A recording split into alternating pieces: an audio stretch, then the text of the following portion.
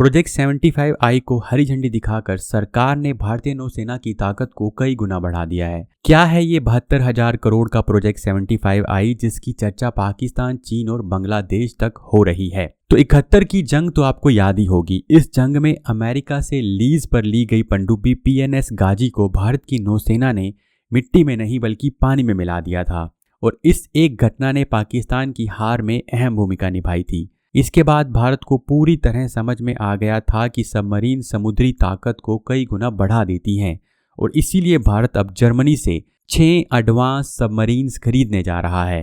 लेकिन भारत अभी ऐसा क्यों कर रहा है? तो अब टाइम ऐसा है कि पूरी दुनिया बारूद के ढेर पर बैठी है। हर तरफ से जंग की गूंज सुनाई दे रही है। चीनी पनडुब्बियां इंडियन ओशियन में चक्कर काट रही हैं और पाकिस्तान चीन की टेक्नोलॉजी पर बैठकर अपने समुद्री सपने बेच रहा है। इसीलिए भारत ने यह बड़ा फैसला लिया है। लेकिन जब भारत आज परमाणु पनडुब्बियां बना रहा है, आत्मनिर्भर भारत का सपना देख रहा है, तो जर्मनी से सबमरीन्स क्यों खरीदनी पड़ रही हैं? जानेंगे सब कुछ। लेकिन उससे पहले अगर आप पहली बार इस चैनल पर आ रहे हैं तो चैनल को सब्सक्राइब कर बेल आइकन को दबा दें।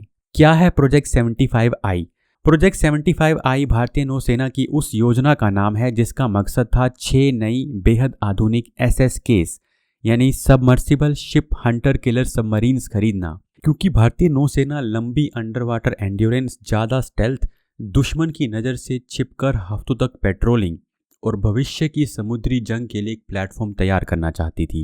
साल 2014 में इस प्रोजेक्ट को मंजूरी मिल गई थी, लेकिन नौसेना की शर्तें बहुत ज़्यादा बड़ी थी।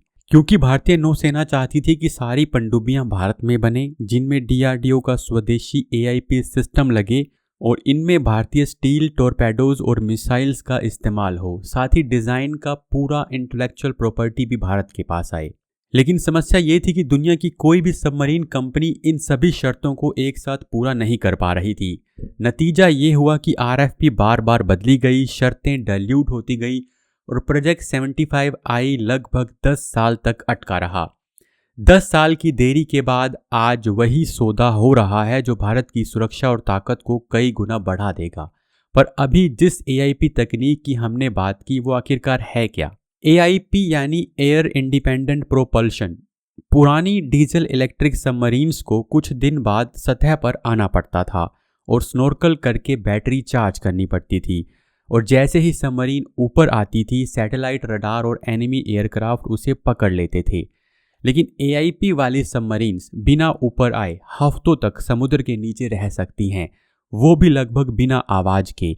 यही वो वजह है कि आज भारत की नवल वॉरफेयर में AIP को बेसलाइन रिक्वायरमेंट माना जा रहा है।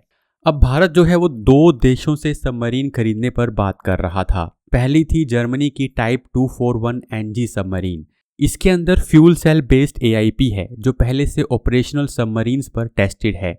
दूसरी थी स्पेन की S80+ submarine, bio ethanol AIP पर आधारित है, लेकिन अभी तक बड़े पैमाने पर ऑपरेशनल प्रूफ नहीं था। तो भारत नहीं चाहता था कि ऐसा विकल्प चुना जाए जो ऐन मौके पर धोखा दे दे।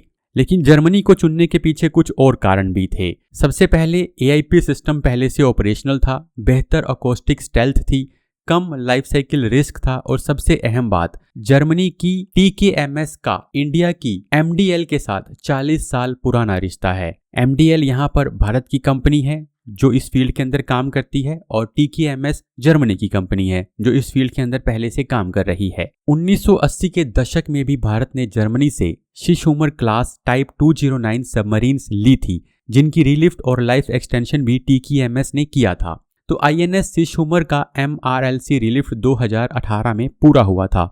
इससे इंडियन नेवी को भरोसा मिला कि TKMS सिर्फ बेचने वाली नहीं बल्कि लंबे समय तक सपोर्ट देने वाली कंपनी भी है। क्या ये आत्मनिर्भर भारत के खिलाफ है? अब एक सवाल जो सबसे ज़्यादा पूछा जा रहा है कि क्या ये सब करना आत्मनिर्भर भारत के खिलाफ है? तो सच्चाई ये है कि भारत न्यूक्लियर सबमरीन्स बना रहा है लेकिन कन्वेंशनल AIP सबमरीन्स का डिज़ाइन इकोसिस्टम अभी मैच्योर नहीं है। इसके 3 बड़े कारण हैं।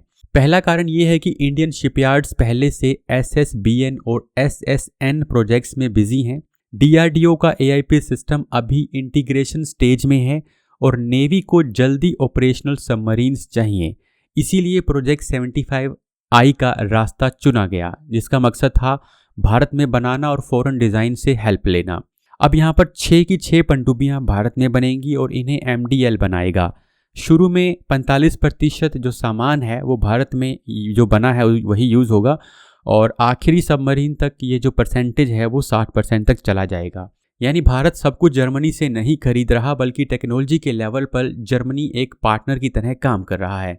अब सबसे ज़रूरी सवाल, भारत इस टाइम पे ये सबमरीन्स क्यों खरीद रहा है? देखिए 1971 में भारत ने कराची पोर्ट को जला दिया था और पाकिस्तान की नेवी खड़े खड़े देख रही थी। उस एक हमले ने पाकिस्तान को ये सिखाया कि अगर समुद्र हार गए तो ज़मीन भी चली जाएगी। मई 2025 में आतंकी उकसावे के बाद ऑपरेशन सिंदूर हुआ और हालात बिगड़े।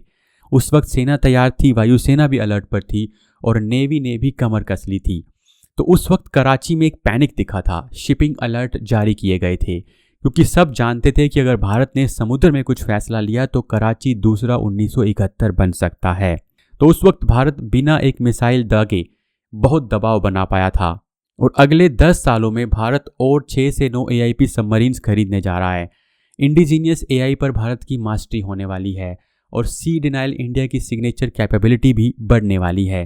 तो समुद्र के नीचे भारत अब और शांत लेकिन पहले से ज़्यादा मजबूत होने जा रहा है।